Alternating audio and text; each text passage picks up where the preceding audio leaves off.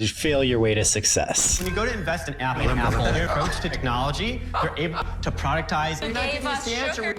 I was on Shark Tank and didn't get a deal. I'm out. I am out. I'm out. My business is already 5 times bigger than what the sharks said. The absolute enemy of the top thing on your list is number 2 through 10. Is it more of an obsession then, would you say? Yes, an obsession only works if you have a small number of things. How many things can you focus on? 2 to 4. Entrepreneurship is very topsy-turvy. You have like ecstatic moments, you have moments of dread and doubt, and then it's like, you have both of those before noon. You got to go hard. You're signing up for it. It's one of the hardest things you got to do, but there's also more to life than just business. I definitely see the line of sight to a $1 billion business. It's more of what we're already doing.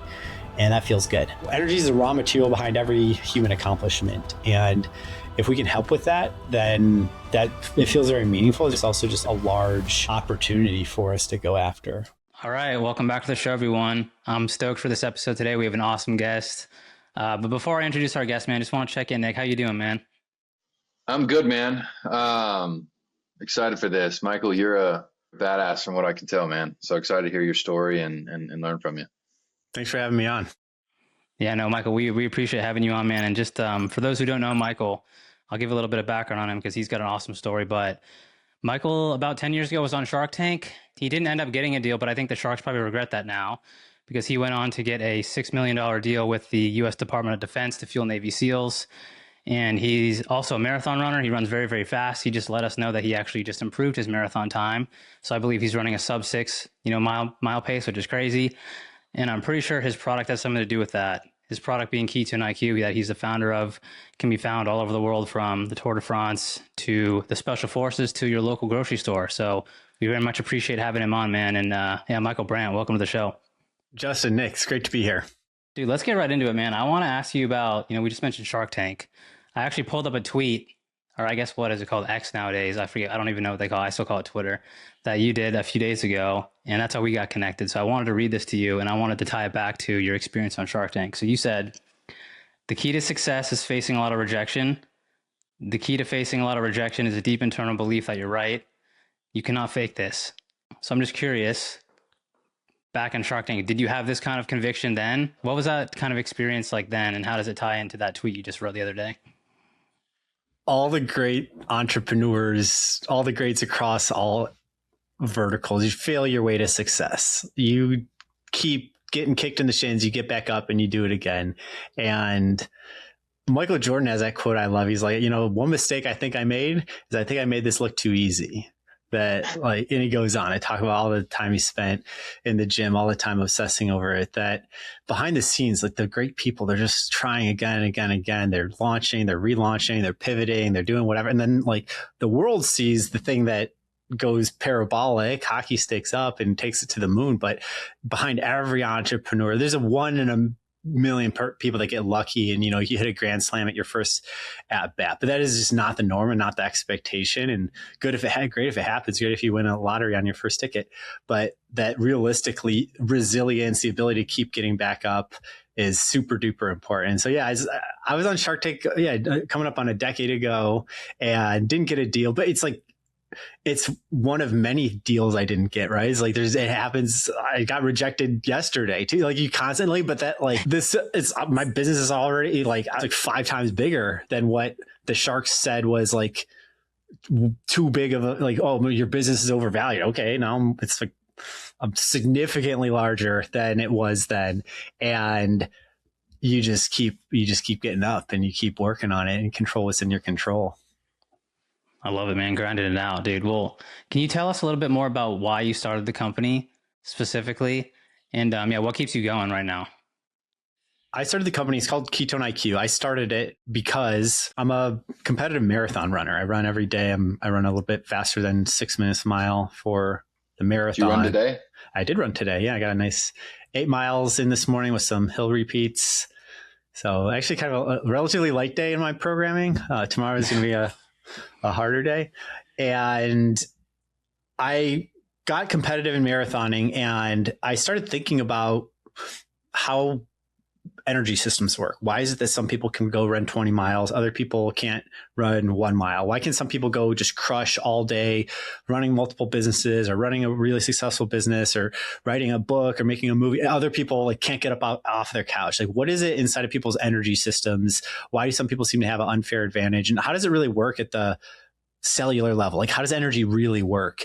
And I wanted to create something from first principles there. I was always really inspired by how Gatorade made electrolytes, and from nothing, people were having water in the 1960s. And then they did this big study with the Florida Gators, and they saw that you sweat out also salt. And if you could replenish those things, that you would perform better. And so it was this first principles thinking, this creation of electrolytes. It's now this tens of billions of dollars category. And I wanted to do something at that scale. I did not just want to make like a new flavor of protein powder or whatever. I wanted to create something from first principles, a new lever, a new nutritional primitive inside of our metabolism, side of our energy. And I kept hearing ketones come up, that when I was doing a lot of intermittent fasting, people do a keto diet where you don't eat any carbs, you make your body eat a lot of ketones.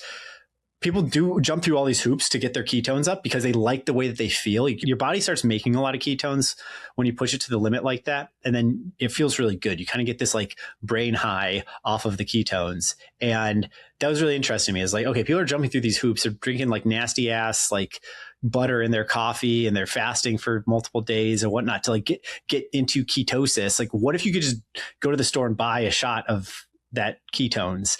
And that was the kind of light bulb moment. And no one had really done it before, which is interesting because it's like, okay, it's probably not totally easy, but if you solve hard problems, that's actually a good thing because you make a moat around you as a business when you solve hard things that no one else has solved. So it started checking a lot of the boxes, and went down that path. And yeah, one thing led to another. It started to click. We got this DoD contract. Pro athletes started using it.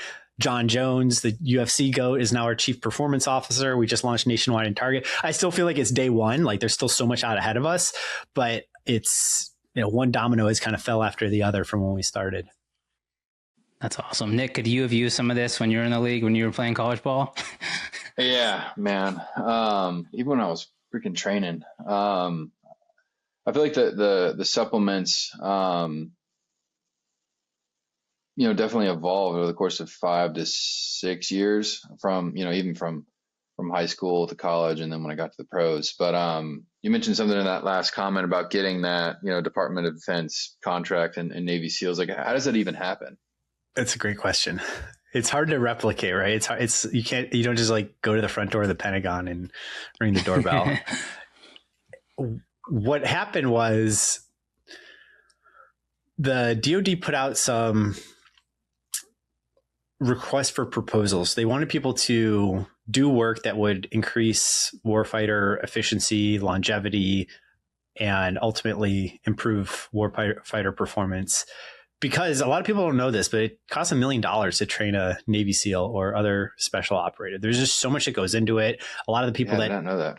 A lot of the people that try out for it like drop out, but like that's part of the cost of the program as well. And so if you can improve the performance, if you can improve the effectiveness, if you can improve the safety, all that it's worth something. And so the DoD started investing into nutrition, and it's really interesting. Over the last decade, the DoD's really started to think about warfighters more as athletes than they had in the past. That the idea that you need to really train, you need to be in good physical shape. Because a lot of the times when you think about what's an Army Ranger doing, a lot of times they're like they're drinking a lot of energy drinks, they're staying up all night, they're kind of crazy cowboy style, and then they're just like genetic specimens and is really in shape. But that this emphasis on really treating your body like a world-class athlete, like what the hell is LeBron doing? Like, guys in the league for like what 22 years. Like, how do we get our Navy SEALs performing at that level with that longevity? Big emphasis there. So they opened up contract dollars for that, and then we had the prototypes and just the core science going on ketones that we were able to kind of plug it together. I say it's hard to replicate because it's kind of right place, right time. Like, a lot of businesses have that story. Like, I wouldn't necessarily advise another entrepreneur, hey, go sell it into the US military. That's totally going to work for you. Like, it's kind of right place, right time. But like some other, you got to keep your eyes open to good fortune and like figure out what that means for you and your business. but what specifically happened to us is hard to replicate. How much do they like allocate as part of the budget, the DoD budget, to nutrition? Or specifically, I mean, I think you probably had just, I guess, a small part of the overall budget. Yeah. Well, because when you think about it, the budget's a lot of really expensive airplanes and aircraft carriers and weapons, and radar systems and drones and all that. So it's small, it's, single digit percent that goes into the actual like human side of things, but increasing because of what I was saying before, that like, just realizing that it's expensive to take care of people, and that increasingly there's more edge there, that like technology gets commoditized at a certain point, that like having just better warfighters becomes a real edge. And are you just in the Navy SEALs, or is there other branches of the military that you can potentially, I guess, get into at time? We work with SOCOM, Special Operations Command. Each branch has their own special operator, right? There's Army has Rangers, there's Delta, there's Navy SEALs. So each branch has its own special operator group, and then they all come together. Like the leadership over that is called Special Operations Command. And so they do things, for instance, that like they'll do mountain training, high altitude training, all will go through the same place, whether you're like different types of special operators will do the same mountain training group in Colorado. They'll go to the advanced mountaineering school in Colorado to do high altitude mountain survival training stuff. And so we plugged into that. And you, I mean, to get a contract, you got to be very specific on where you make material, right? It can't be. Yes. I mean, is it often made in the U.S. or just non-China? I think? Yeah, basically like U.S. and allies. Yeah, it's got to be it's a good read. Like it's got to be John McCain Act or something, right? Didn't that specify? Yeah, there's a few different things. Like you basically want made in U.S. or Europe. I think it's gotten even more this way, that you need to be really working with onshore or like allied supply chain. So that was honestly has been a highlight of my career, being able to work with the armed forces and continue to develop there. The White House Office of Military Operations, I have a friend's dad who works there, is like sending me pictures. Like they're huge into Ketone-IQ there. Like we continue to work there. We continue to work on the research side to develop. Ketones really good for brain health. Your brain uses a lot of ketones. That's a big part of why it works as a performance supplement, is it just keeps you like sharp in the game for longer. So it's gotten really popular in the field. We're doing a lot of research on TBI, like traumatic brain injury, concussions. It's really helpful. If you've gotten some knocks in the head, it helps with cognitive performance.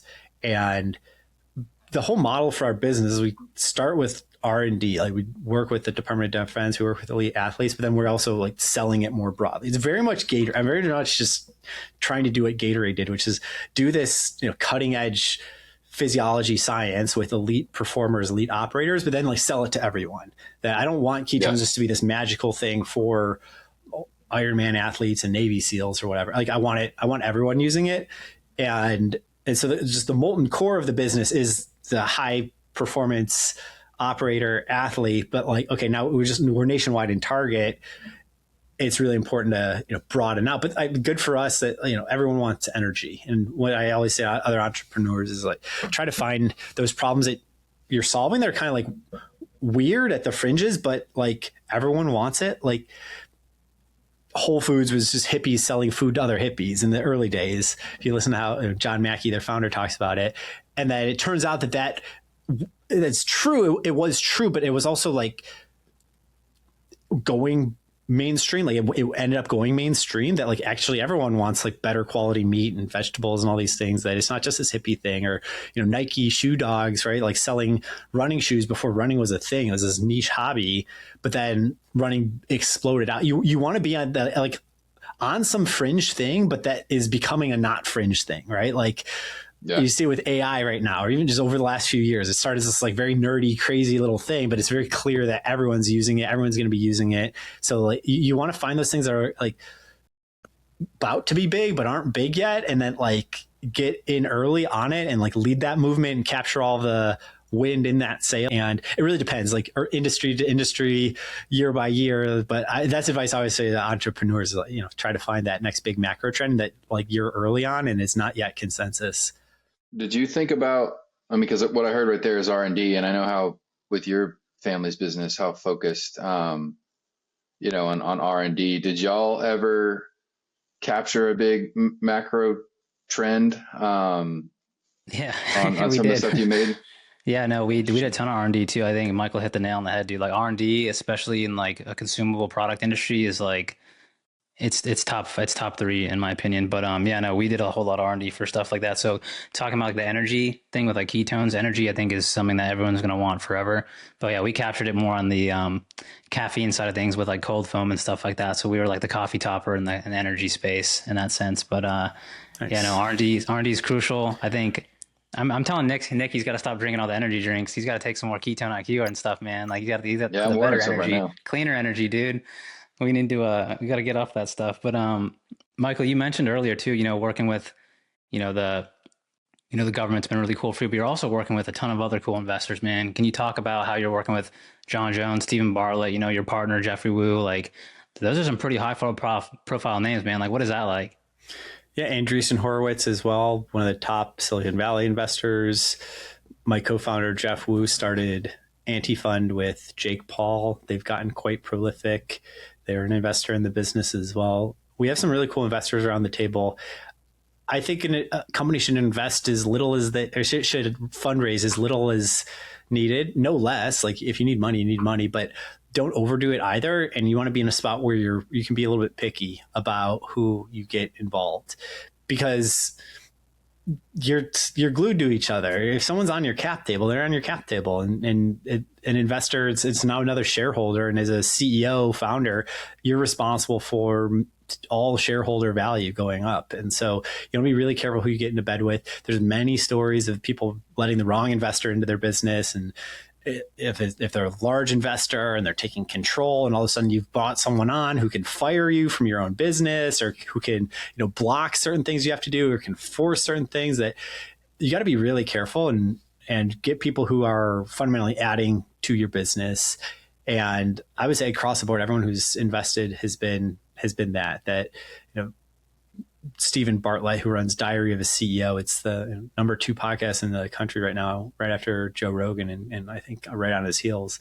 He invested into the business a couple $1 million and shouts us out on every other episode. That's huge, right? His episodes get like millions of views, and that's huge. Like you can't really equate that to just a normal investor that is just writing dollars into a business. So people with platforms, John Jones is a co-owner of the business, people that are great athletes, especially for what we're doing, which is so creative and inventive and requires some education.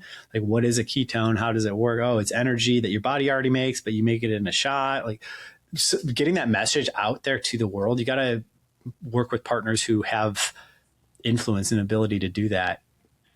Yeah, no, the distribution's huge. I keep telling Nick that like distribution is just like, you have that's the way of the future. It's such a great lever to pull. But I mean, you just mentioned it too, like the education piece, because I still would love to hear it from your own words, like exactly what you guys have built at Ketone-IQ. Like what is a ketone for those listening? How can we educate them a little bit easier right now while we got you on here? Ketones really simply brain fuel. If I had to say it just real basic, it's brain fuel. You drink it, you feel good, lights are switched on. Your body naturally makes a lot of ketones already. Everyone already has some ketones in their system, like all 8 billion people. Everyone has some ketones in their system. It's a core part of how our metabolism works. If you exercise, your body makes more ketones. If you're eating low carb, your body will make more ketones. If you're fasting or starving, your body will make more ketones. So it's this super efficient brain fuel that your body makes more of when you're pushed to your limits. And we figure out a way to ferment it into a shot. And you can buy it at Target. You can buy it at most gyms, GNC, Vitamin Shop, Amazon, ketone.com. And the whole idea is everyone wants more energy. Who doesn't want more energy?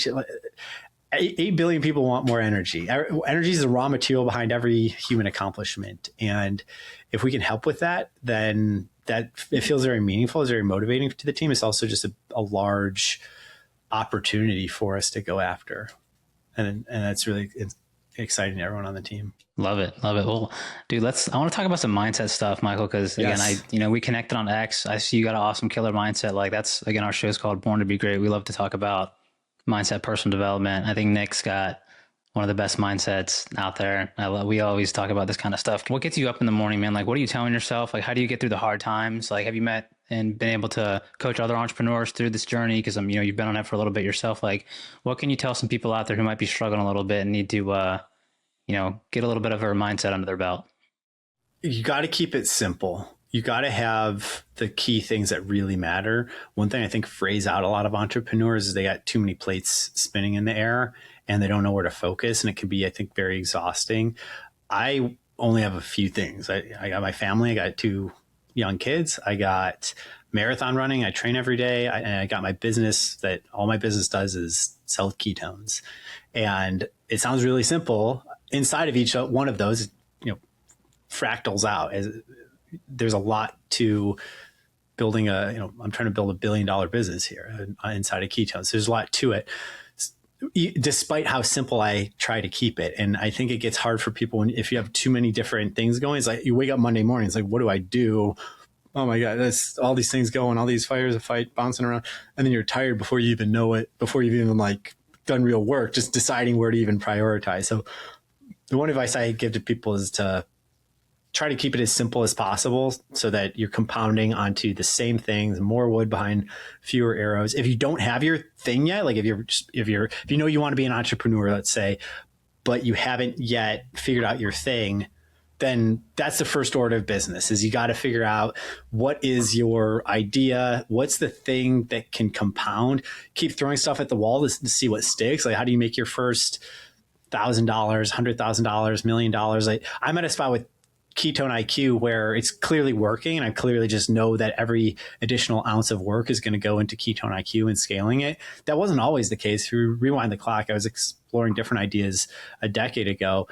And what I say to entrepreneurs is you got to find your thing, iterate around if you don't know what it is. And then once you see something that can be $1 billion opportunity, stop doing everything else. Because all of a sudden, if you want to do the thing at the top of your list of goals and ambitions, the absolute enemy of the top thing on your list is number 2 through 10. Because those are all the things that you kind of sort of want to do that are competing for your attention to actually get done the thing that you want to get done, where you can get done anything that you want, but you can't get done everything. So I don't know, I would like to be good at golf, but it's not on the fucking agenda right now, right? It's like, we're going to make $1 billion first. We're going to crack sub 230 in the marathon. I'm going to get my kids, I don't know, get them to college or get them I don't know. We're still wiping butts over here. Let's get them kind of more functioning.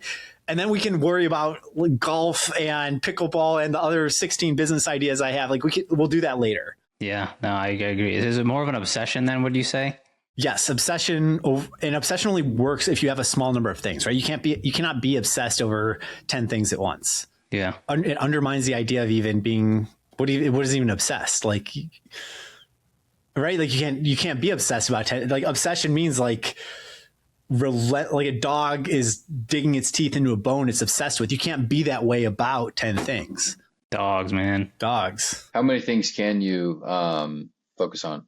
Is it 1? Is it 3? I like 3. We could, 2 to 4. Okay, here's my take on it. That's a good question, Nick. 1 is interesting. If you do 1, the issue is that it's a one-legged stool, which is hard for a couple of reasons. One is if all you care about is your startup and you have no family, no health goals, no anything, it feels a little shaky.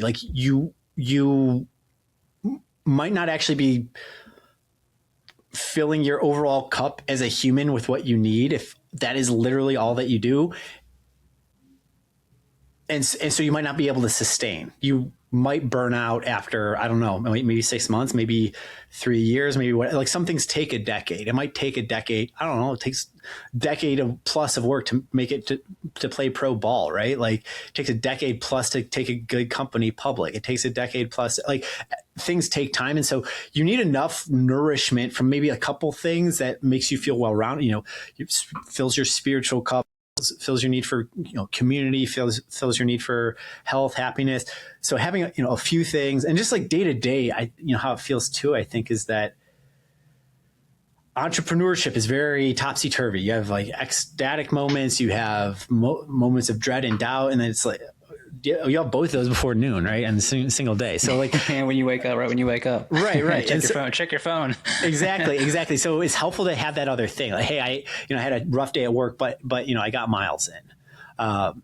Is it going rough day with training, or rough day, I don't know, kids are being crazy today, or like whatever, like ups and downs on one of the legs of your stool, like it's helpful psychologically to have one or two other aspects of your identity that you're building on besides just the one. But I do think beyond, a small handful of 2, 3, 4 things, that you're not serious anymore. That once I'm also into whiskey tasting, and I'm also launching a this, and I'm also doing a that. And and by the way, it's really important to me to travel a lot. It's like, bro, like you're not doing any of those actually at a top caliber. Now the best that you're maybe doing is like you're doing decent at a bunch of stuff, and it's like there's a lot of people who are decent at a bunch of stuff. It's not interesting. Facts, dude. I know so many, unless they've made it already, maybe they sold a company or they're a lot older where they're doing a bunch of stuff. But yeah, it's probably been very rare for me to meet someone who's dabbling in a bunch of different things that are really good at what they do. Like I know plenty of people, like you just said, Michael, they're decent at a bunch of stuff, but they're not great. Like they're doing so many things. They don't have that one or two things that they're really, really good at. And I totally agree, man. I think if you want to be great at your craft, like you sort of got to go all on in this thing and I like how you framed it, like the stool.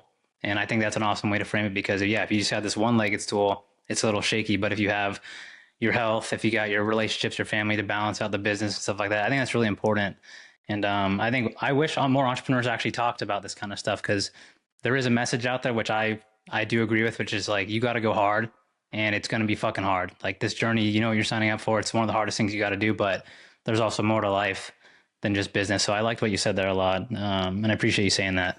It's about pacing, right? You got to be able to go for a long time at it. And you don't see a lot of success just like sprinting hard for a month or even a few months. That you really have to be able to wake up and do it again and again and again. And any athlete, I think, knows this intuitively, that like any given workout is not your hardest workout. Like you cannot do a 10 out of 10 hard workout every day of the week. You have days where you do that, maybe do that few days a week, but you're also doing a lot of days where you're getting up, you're getting active, you're getting real work done, but it's not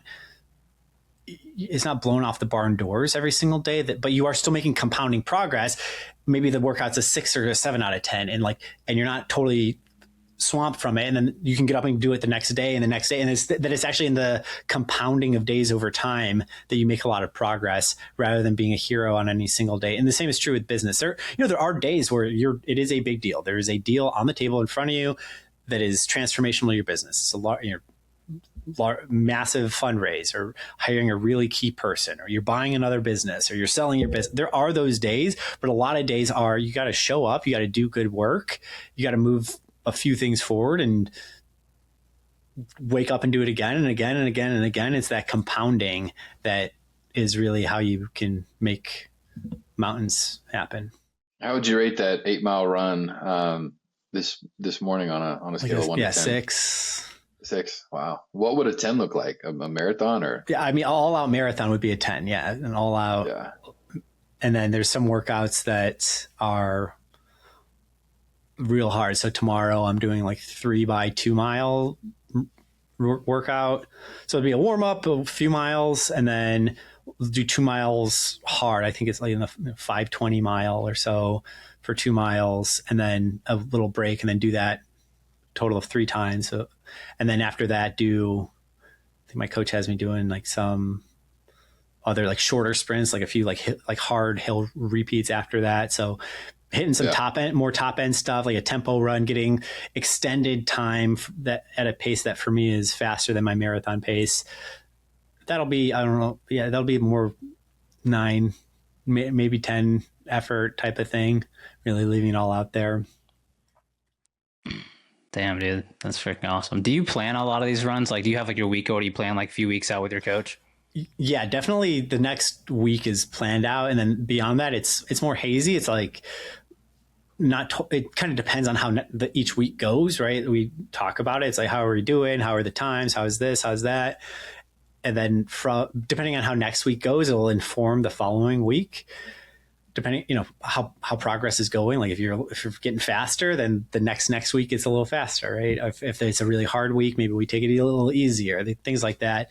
And then broadly speaking, usually what I'll do is at the beginning of the year, which just happened, we'll sit down and map out the key races through the year. Marathoning is an interesting sport. It's not like necessary as other sports. You're doing it every weekend. Like if you're playing football every weekend, right? You're playing soccer, you're playing every weekend. Baseball, you're playing like, I don't know, those, how many baseball games are in a season? It's like 100 something, like 120 a or lot. something. Marathoning is it's a different sport. The elite marathoners will do like 2 a year, because marathoning requires so much from your body that when you are pushing your body so hard for 26.2 miles, you basically have to take a month off afterwards, where you're like going real easy and you build back up. So marathoning has a structure to it where a good analogy is actually the difference between like shooting a movie versus shooting a TV series.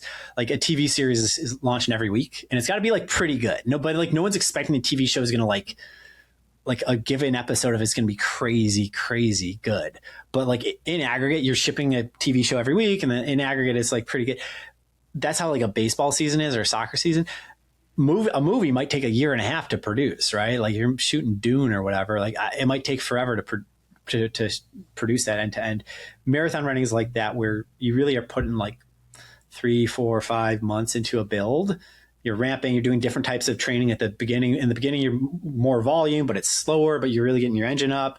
And then you're moving on to more speed work while still keeping up some volume. And then you taper right before your race. You cut back on the effort. You really freshen up without losing fitness. Then you go run really hard. Then you relax for a month. So there's this whole sequence to it that you draw out throughout the year. So I'll pick, I got a big race in March, and then I'll do Chicago Marathon in like October. And then a lot of my training is built around that kind of ebb and flow of the year. And there will be a couple like minor races throughout the year. We'll do like a half marathon or a thing here or there that's like not a full out, but it's still good to just get like some race experience on like a B race.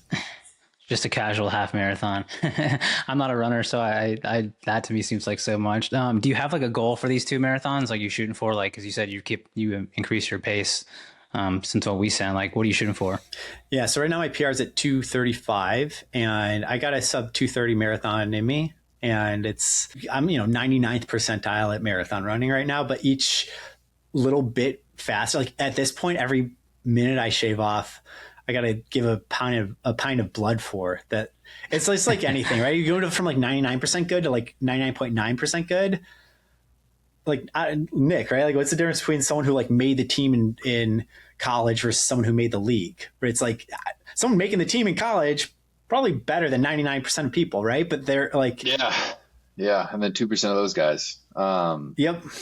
It's a small subset. And then and then who makes the league, and then who's Hall of Fame in the league, and then blah, blah, blah. There's like every time you add like a 9 from like 99.9 to 0.9999, like every 9 fucking hurts. Like you got to go through hell for each level, right? Yeah. I mean, it's so what are your thoughts on folks like David Goggins that do these ultra marathons? I think one of them was it 100 miles or 200 miles? Yeah, there's crazy stuff. Those races started taking off in popularity. Honestly, like you see more and more those ultra marathons, 100 milers, 200 milers. They're intense. It's almost a different sport. The same way that like what I do is not the same as what Usain Bolt does, right? That like a sprinter is very different from a marathon runner, and ultra marathon is just its own. It's like so different. It's almost its own other thing that they would think of a marathon as being like really short run. And like you just are moving really fast for a marathon compared to what you're doing for a 200 miler. Like you're taking naps in the middle of that shit. Like it's like multi days, and it's almost an exercise in sleep deprivation, right? Because a 200 miler is going to take you like 72 hours or something. So like it's like how do you perform when you're like like exhausted and sleep deprived in the middle of the fucking nowhere in Arizona and some crazy shit. Like how, like it becomes, it's like for me, like running for 2.5 hours and then going to get brunch. It's like, this is a different sport. Which I might do someday. I don't know. It's interesting. Right now I'm very dedicated. Like I want to master the marathon, see how good I can get at that. A lot of runners do graduate to the longer stuff. As they get older or whatever, it's like you get your goals done, and it is fun to spend a lot of time out in nature. I think 100 miles probably a lot more. 100 miles you can kind of do in a day. If you're a reasonable runner, you can do it in like sub 24 hours. So you're not like, it's hard, but you're not like totally killing yourself the way that the longer ones are. Do you ever have those moments when you are running? Because again, like Nick fucking mentioned David Goggins, which is like the most extreme of the extreme, but his mindset, I think his book's one of the best books ever that I've read. But like, do you ever have those moments when you're like, you know, maybe hitting the wall in the marathon, you're just like, fuck this, like I gotta keep going. Like, what are you telling yourself during that moment? Are you going David Goggins mode? Like, what's happening? Definitely got some David Goggins just floating around in my head at all points. Yeah. Like he has that quote about how when you think that you're running out of gas, you're at like 40%. Actually, that you think you're at 100% spent and you're only 40%. It's true. Your brain plays a lot of tricks on you. It is true. And just the physiology actually backs that out, that when you think that you're absolutely hitting a wall, usually it's not that your muscles like cannot perform anymore. Like they could, like your quads and your glutes and stuff could still actuate again. But it's your brain. It's your central governor, your neurons' ability to fire and tell the rest of your body to go is what's flagging. And to some degree that is, you know, willpower, just like drive to win. And that's, I think, half of training, especially at the more elite level, is getting really in that pain zone and being able to manage it and not be afraid of it and being able to lean into it and kind of like it. It's a weird place to be, but you want the pain. Like I feel like I'm fortunate to be even, I have all this self-talk that I apply onto it, right? It's like, I'm fortunate to even be able to train. Like I'm fortunate to be in good health. I'm fortunate to be as fast as I can. Like pain, it's a way of feeling alive. It's like eating spicy food. You can cry about it, or you can be like, hey, it's kind of fun. Like, hey, like, oh, and so you can apply positive self-talk onto the pain and experience yourself just having a human experience, witness it. And there's ways to self-talk around it that make it a lot more possible, and that a lot of it is mental at a certain point. And then that ends up applying to a lot of other areas of life, that I would be, I think, a lot softer of an entrepreneur if I didn't push myself physically. Yeah, no, I think it's Tony Robbins who says business is 80% psychology, 20% tactics. And I think, yeah, just like marathon running, it's probably more psychology than is actually just like, you know, your muscles can still move. And I think you're 100% right, dude. Like, I'm sure you're an awesome entrepreneur because you push yourself and vice versa. They both feed each other. And I think it's important to, one of my coaches always tells me, is like, dude, you're in business, like you got to treat yourself like an athlete. And I never used to view myself as an athlete. I still am sort of like not really viewing myself as an athlete, but he's like, dude, they feed each other. And you know, if you want to perform in business just as well as you want to do like in your health, like both of these things are very important. And the healthier and better you are, the better you're gonna be in business. So it's good to view yourself as an athlete. So I think that's really important what you just said there. Dude, this has been really cool. I think I learned a lot, honestly. But before we go, Michael, I'm curious, you know, you said you're building $1 billion business, dude. How can we help you get to the $1 billion number, and what's your plan to get there from where you're at now? We're about 10% of the way there, a little over 10% of the way. Okay. And so we're a lot further than we used to be. And you got to celebrate the wins. That every time you 10x the business, it's hard, right? Going from, you know, your first million in sales to your first dollar in sales to your first $1,000 to your first $1 million. Like, you got to celebrate each of those. So I definitely see the line of sight to $1 billion business. It's more of what we're already doing, and that feels good. Like, it's a very solvable problem. It's not easy, but it's solvable, and we have an awesome team, and we're going to get up every day and keep working on it.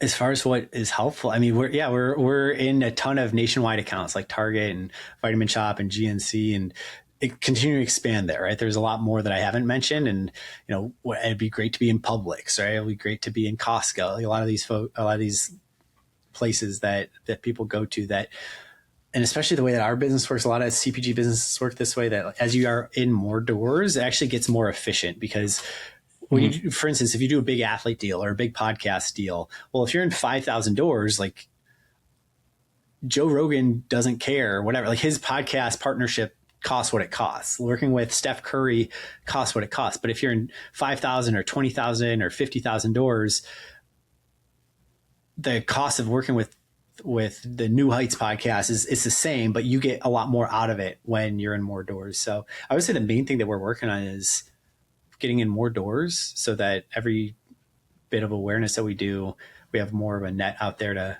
capture it. Love it. Well, yeah, you and Nick should chat after this because he's got an awesome network. He's a dog. He's always connecting people with people. But Nick, anything else that you want to leave us with that you want to ask Michael before we close this thing out?